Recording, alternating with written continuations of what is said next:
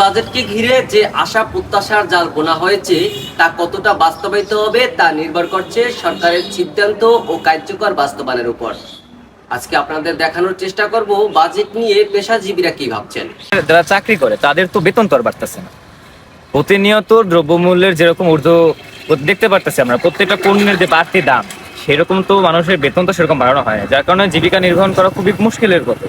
যেমন আমি আমার এই বাসায় দেখতে পারেন যে কিছু বছর আগেও ধরেন একটা শার্টের হিসেব ধরি, একটা শার্ট কিনতে কত 250-300 টাকার ভিতর এই কোয়ালিটি মানে মোটামুটি ভালো করে শার্ট পাওয়া যায়। এখন এরকম একটা শার্ট কিনতে গেলে আমাদের 600-700 টাকা ব্যয় করতে হয়, কিন্তু আমার বাবার বেতন তো সে একই আছে, আমার বাবার বেতন তো বাড়ানো হয় না, কিন্তু আমি এখন শার্ট কিনতে গেলে আমার 300-400 টাকা বাড়তে দেওয়া লাগে।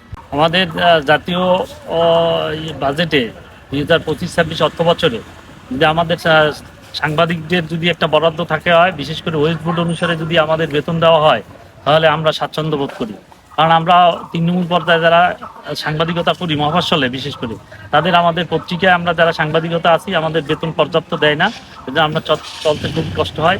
সেই জন্য আমরা সরকারের কাছে দাবি যে আমরা ওয়েস্ট বোর্ড অনুসারে আমাদের সাংবাদিক মালিক যারা পত্রিকা এবং যারা টিভি চ্যানেলের মালিক যারা, তারা যদি ওই অনুসারে আমাদের বেতন দেয় এবং সেই অনুসারে বাজেটও জানি এবং সরকারের অর্থ বছরের বাজেটও যেন আমাদের সাংবাদিকতার জন্য বিশেষ বরাদ্দ থাকে, তাহলে আমরা খুবই উপকৃত হব এবং আমরা স্বাচ্ছন্দ্য হব। আসছে বাজেটে আমাদের এই একটাই সরকারের কাছে প্রত্যাশা এবং দাবি, আমাদের জন্য এই আমদানিকৃত ফলগুলো উপর বিশেষ করে সরকার যে পরিমাণ ভ্যাট ট্যাক্স দিচ্ছে এটা যেন কমিয়ে নেয়, যাতে আমরা খুব অল্প মূল্যে ফলগুলো আমদানি করতে পারি এবং ভক্তের কাছে খুব সুলভ মূল্যে পৌঁছে।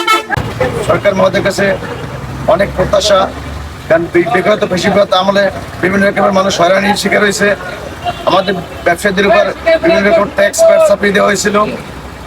আমরা বর্তমান সরকার মহোদয়ের কাছে একটাই আশা এবং প্রত্যাশা রাখি, আমাদের আমদানিকৃত ফল এবং অন্যান্য জিনিসের উপর সরকারের আরোপিত ট্যাক্স ব্যাগ এটা যেন কমিয়ে দেয়।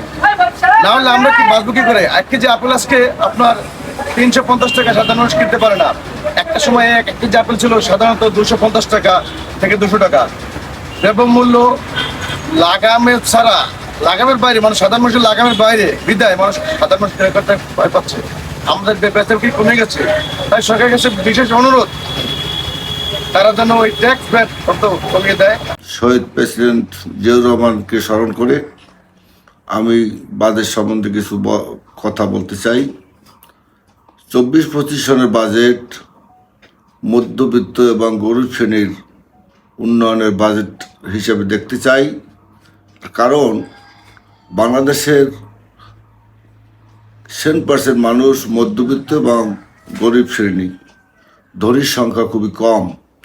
যেহেতু মধ্যবিত্ত এবং গরিব শ্রেণীর যাতে উপকৃত হয় সেই বাজেটই আমরা চাই। বিগত 17 বছরের স্বৈরাচার শেখ হাসিনার সরকার এদেশের শিক্ষা ব্যবস্থাকে ধ্বংস করে গিয়েছেন। শিক্ষা ব্যবস্থা বলতে বাংলাদেশে এখন আর কিছুই নেই। যেহেতু শিক্ষার ব্যবস্থাকে উন্নতি করতে হলে শিক্ষা বান্ধব বাজেট দিতে হবে। গরিব এবং মধ্যবিত্ত শ্রেণীর কল্যাণে একটি সুন্দর বাজেট দেওয়া সম্ভব এবং জাতিরও সেইটাই প্রত্যাশা। যেহেতু শুধু শিক্ষা নয়, স্বাস্থ্য, অবকাঠামো এবং সারা বিশ্বব্যাপী জলবায়ু পরিবর্তনের যে মানুষের বিপক্ষে যে একটা অবস্থান জলবায়ুর মোকাবিলা করতে হলে অনেক অর্থের প্রয়োজন। যেহেতু জলবায়ুর উপরও বাজেট আসুক, এটাই আমি চাচ্ছি। 2025-26 অর্থ বছরের এই বাজেটটি যেন গণমানুষের বাজেট হয়, এমনটা প্রত্যাশা করছেন এখানকার পেশাজীবী মানুষরা। এই ছিল বাজেট নিয়ে আমার কাছে সর্বশেষ সংবাদ।